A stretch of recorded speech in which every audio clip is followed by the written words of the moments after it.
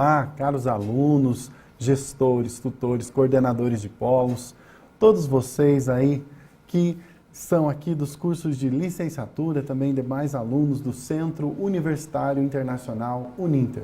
Sejam muito bem-vindos para esse nosso momento de debate, de reflexão, e o nosso tema hoje é a medida provisória 746 aí, que é uma proposta de reforma do ensino médio.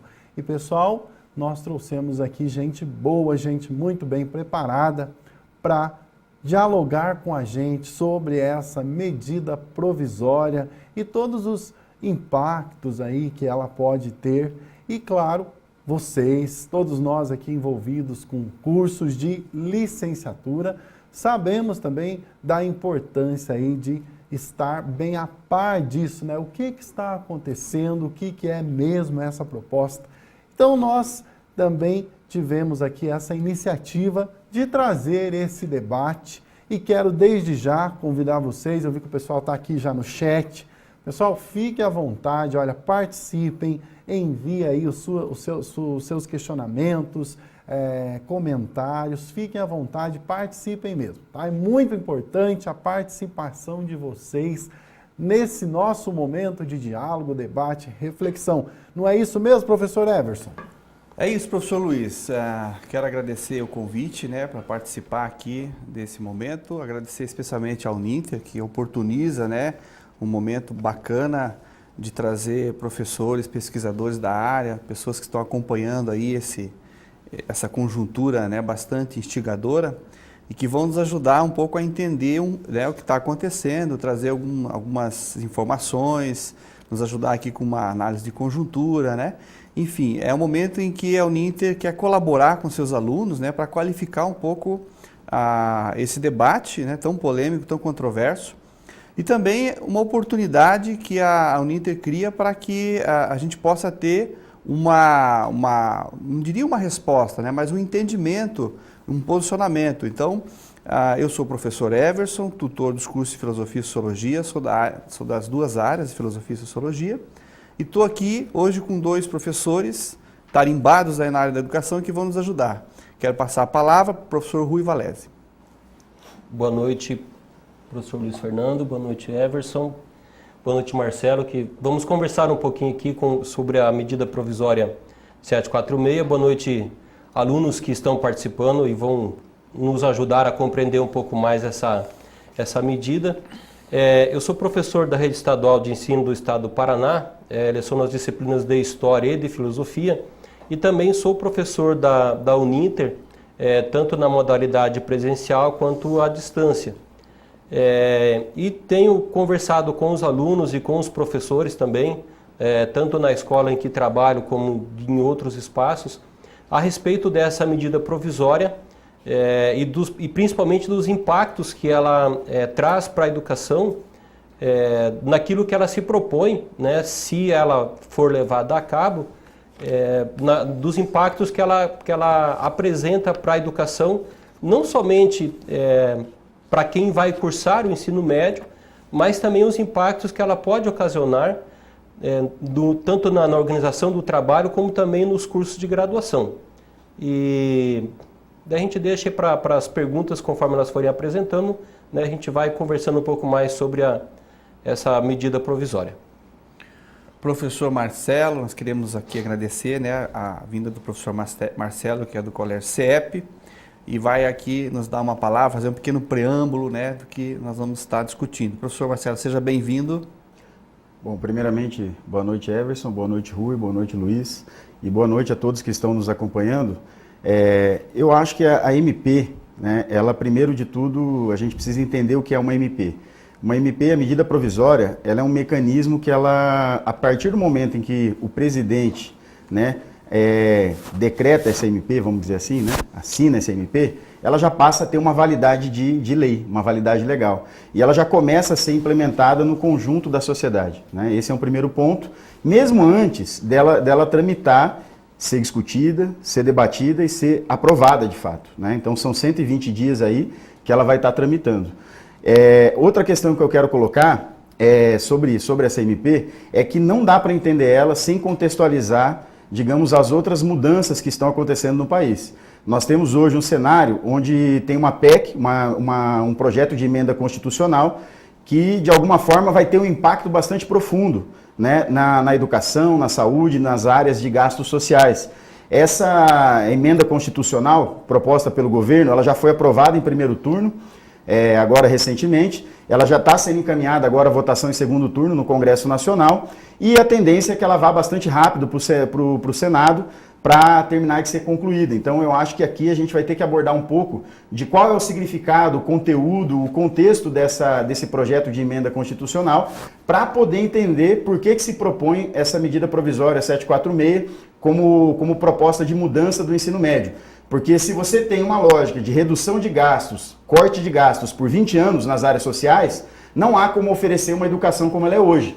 Você precisa oferecer uma educação pública que vá exigir menos recursos, né? Então, acho que vai ser bastante importante fazer esse contexto mais geral, porque a lógica de fundo dessa MP é, na verdade, ter uma outra concepção de educação, uma educação que não é voltada a ter uma formação mais total, uma formação mais completa, uma visão de mundo crítica para os jovens, mas sim um aligeiramento, digamos assim, para esses jovens para entrar no mercado de trabalho, numa educação que vai exigir menos recursos.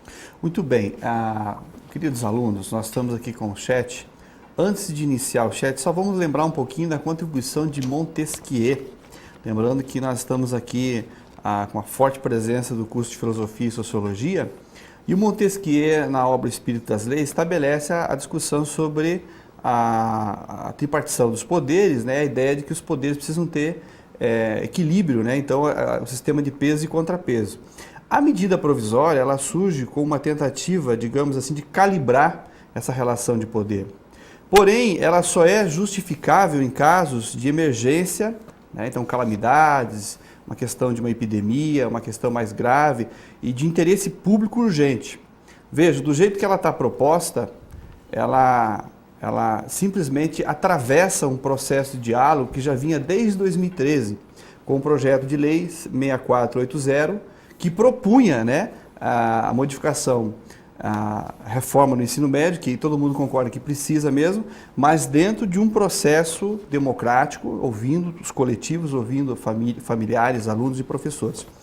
Vamos ouvir aí, professor Luiz, o que os nossos alunos estão trazendo de questões, e a gente já pode passar para os nossos convidados. Então vamos lá, ó. Temos uma pergunta aqui, tem bastante gente já participando, mas especificamente a Rosaura, do Polo de Santa Cruz do Sul, ela pergunta o seguinte, professores, Santa Cruz do Sul, no Rio Grande do Sul. Boa noite, eu sou de Santa Cruz do Sul, do curso de licenciatura em artes visuais. Estou bastante apreensiva quanto a MP 746, pois será que vou ter escola para lecionar? E aí, professores? Quer responder, professor Rui? Pois é, uma boa pergunta. Veja, partindo daquilo que o professor Marcelo estava afirmando, né, nós temos que, assim, quando nós olhamos a medida 746, ela tem que ser olhada dentro de um contexto maior, né? E esse contexto, o contexto dessa medida é o contexto de uma visão de Estado, que é a ideia de um Estado mínimo, né? A ideia de um Estado que vai ofertar serviços mínimos, e boa parte desses serviços mínimos, inclusive, ele não vai ser ofertado pelo Estado diretamente, mas é a tendência de ser ofertado, inclusive via parcerias público-privados, né, ou pelo Sistema S, por exemplo, ou inclusive, né, que esse aluno vá cursar, por exemplo, o ensino médio, por exemplo, em algumas escolas particulares. Então, lógico, dentro disso tem outros elementos que é importante considerar para compreender esse contexto da medida provisória. Dentro da medida provisória do ensino médio, tem uma quantidade de disciplinas que elas estão colocadas como disciplinas, digamos assim, quase que de segunda categoria, né? 3 disciplinas elas foram colocadas como, vamos dizer assim, de primeira grandeza. Quais são elas? Português, matemática e inglês. Português e matemática, porque elas estariam garantidas nas 3 séries que se propõem que exista o ensino médio, né? Mesmo que tenha lá no primeiro ano onde teria tanto português e matemática quanto todas as disciplinas que vão compor a Base Nacional Comum Curricular, que ainda não está completamente fechada, mas que ainda vai se fechar, se estabelecer, né? Então, né, nesse primeiro ano estariam todas as disciplinas. Mas a partir do segundo ano, não estariam todas as disciplinas, porque seriam construídos, né, 5 itinerários, e dentro desses itinerários, por exemplo, a disciplina de artes ela estaria colocada, por exemplo, na área de linguagens, né? Então, se o sistema lá do Rio Grande do Sul, por exemplo, optar, né, lá nas escolas, ou dependendo da quantidade de escolas que for ofertada, né, a sequência de linguagens, por exemplo, né, então vai ter a disciplina de linguagem. Então esse passa a ser um problema na medida em que, por exemplo, você começa a limitar não somente o campo profissional para algumas disciplinas, mas também você limita aquilo que o próprio ministro da Educação diz, que o aluno vai ter a possibilidade de escolher o seu itinerário. Essa possibilidade de escolha de itinerário, na realidade, ela é uma falsa escolha, na medida em que o próprio sistema já vai ofertar. Então, é uma escolha dentro daquilo que vai ser ofertado. Então, essa medida provisória, esse é um problema que a medida provisória apresenta, porque se ela começa a limitar as disciplinas que serão ofertadas nos tais itinerários que serão apresentados, ela começa a limitar também campo de atuação, não somente para o professor de arte, né, mas começa a limitar o campo de atuação para o professor de educação física, de história, de geografia, de filosofia, de sociologia, de física, de química e de biologia. Ou seja, tem um grande número de profissionais que, se essa medida provisória for aprovada na forma como está apresentada, né, tanto aqueles que futuramente queiram se formar nessas áreas, quanto aqueles que hoje já estão trabalhando, passarão a ter um problema, inclusive, de colocação. Então, é um problema bastante grave, porque, inclusive, né, uma das partes da medida provisória diz exatamente o seguinte, que os cursos de licenciatura terão que se organizar a partir do curso, da grade curricular, do currículo que será ofertado no ensino médio. O que, inclusive, é um problema na própria história da educação, que é uma inversão de valores. Ou seja, os cursos de graduação não eram montados pensando a partir da disciplina que era ofertada no ensino médio, era exatamente o contrário, né? Agora não, a lógica se inverte. O curso de graduação vai ter que se organizar, vai ter que se montar a partir do curso que vai ser ofertado no ensino médio. Aí nós estamos observando também uma outra forma de precarização do ensino, na medida em que você vai começar a formar profissional para atender a demanda que é a demanda do ensino médio. Essa demanda de formação no ensino médio também é uma formação precarizada, tanto com relação ao tempo de formação, porque essa história de que vai haver um aumento da carga horária do aluno, que ele vai ter um aumento de carga horária na sua formação, ela é até certo ponto fantasiosa, né? Porque ela só vai acontecer se essa escola de ensino médio ela for de tempo integral. E aí, quando nós pensamos, quem é o aluno de escola de ensino médio?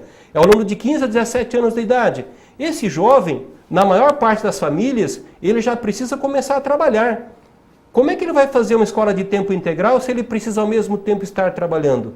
Então tem algumas contradições que a própria medida provisória apresenta, né, e que inviabiliza essa medida provisória naquilo que ela promete de aumentar o tempo de escolarização desse aluno. Tá? Então, realmente esse é um problema colocado, né, não somente para a disciplina de artes, mas para todas as outras disciplinas. Digamos assim, quem é que vai ter, se essa medida provisória for aprovada da forma como está colocada? Porque vale lembrar que ela ainda está em processo de votação no Congresso Federal, o que não significa para nós lá grande vantagem, mas, né, vamos ponderar isso como uma hipótese, né?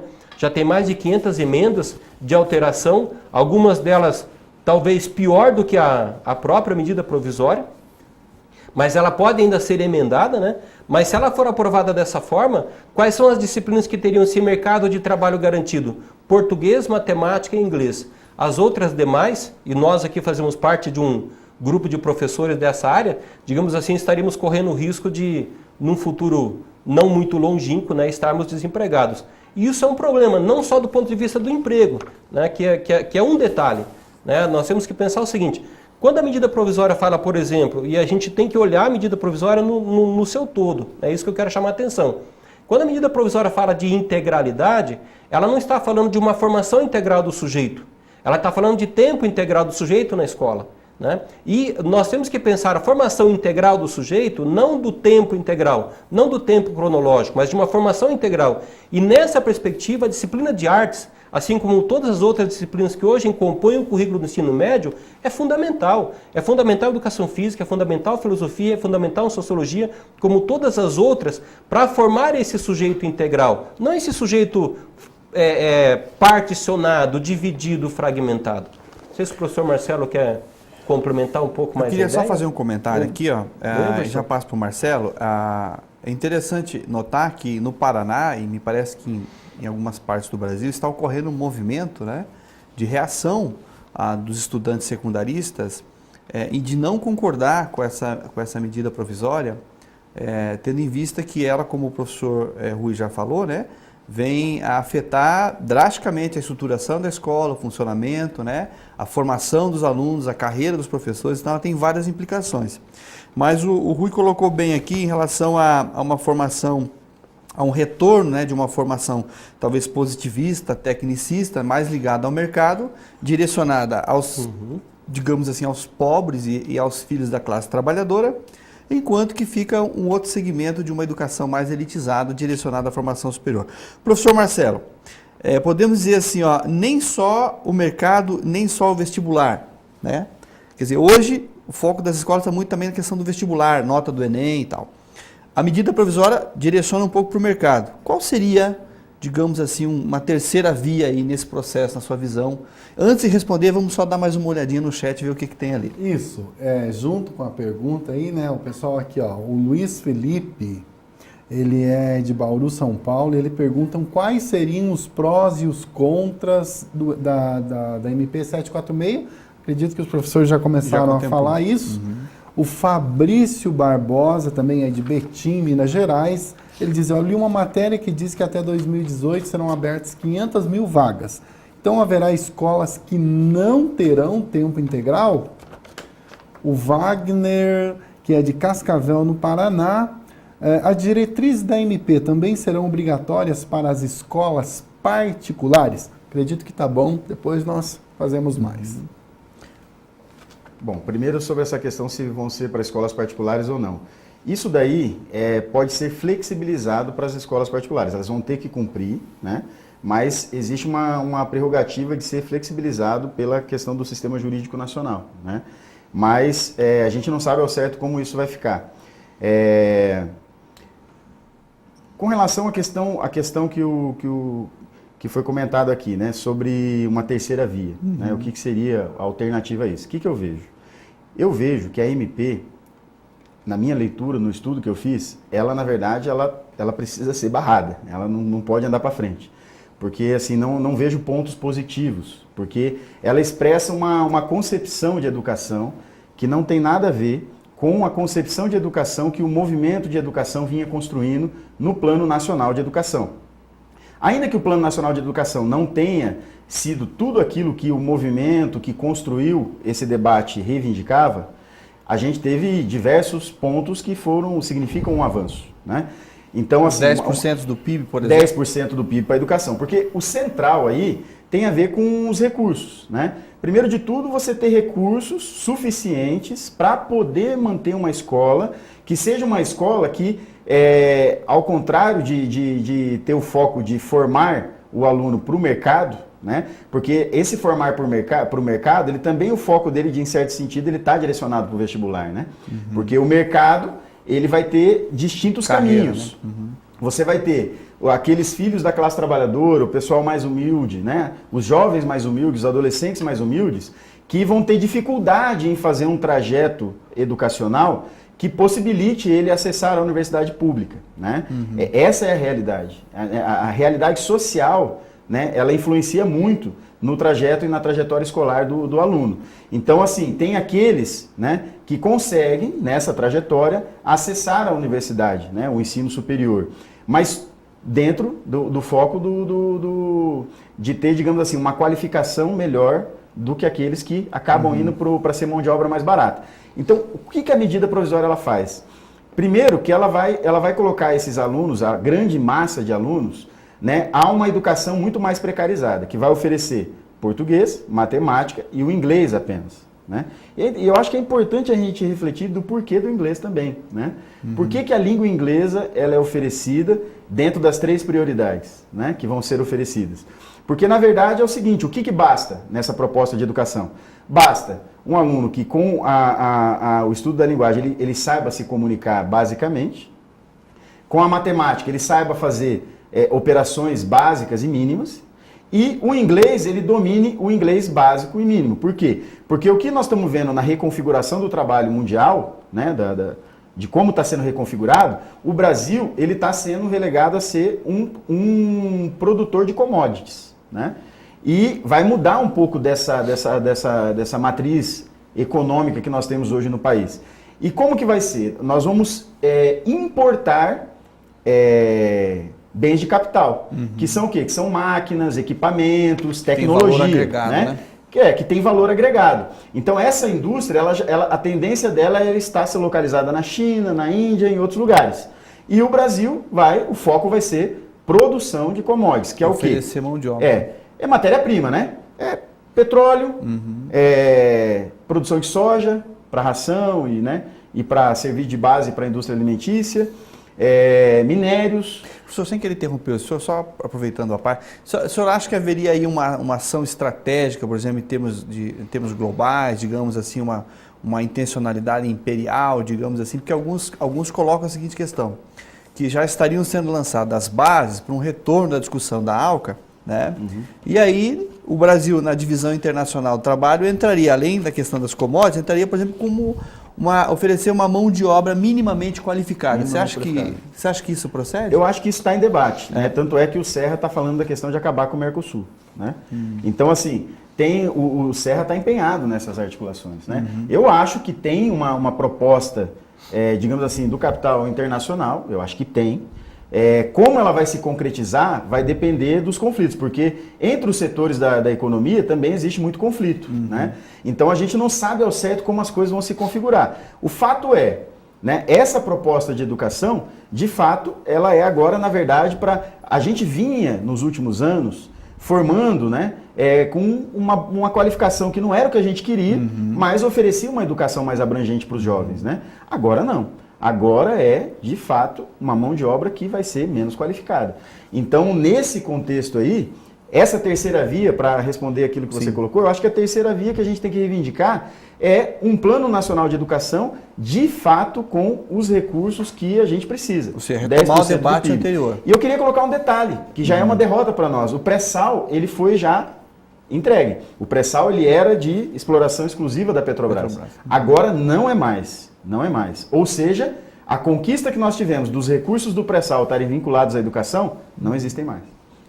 Professor, você viu que os professores estão colocando aqui, são temas polêmicos, eu quero chamar a atenção, é o seguinte, vejam que as coisas estão conectadas, interconectadas, né? A gente não pode fazer uma discussão estanque, né? Medida provisória, sem falar de economia, sem falar de visão estratégica, da posição do Brasil no mundo, né? Então seria mais ou menos assim, toda vez que há uma reforma com interesse, digamos assim, estrangeiro, ela sempre é uma reforma para achatar uma educação de ponta, de pesquisa e crítica. Então, nesse sentido, olha que interessante que o professor coloca, seria uma ação estratégica para, digamos assim, já alinhar uma formação e uma cultura de subalternidade, né? O que isso é bem grave para nós. Vamos voltar para o chat, depois a gente passa, que acho que o professor Rui quer fazer um comentário também. Vocês falaram, né, nós temos aqui opiniões favoráveis a movimentos, por exemplo, outros que preocupados com a escola, como por exemplo aqui, o Sonir, que é do PAP de Lucas do Rio Verde, Mato Grosso.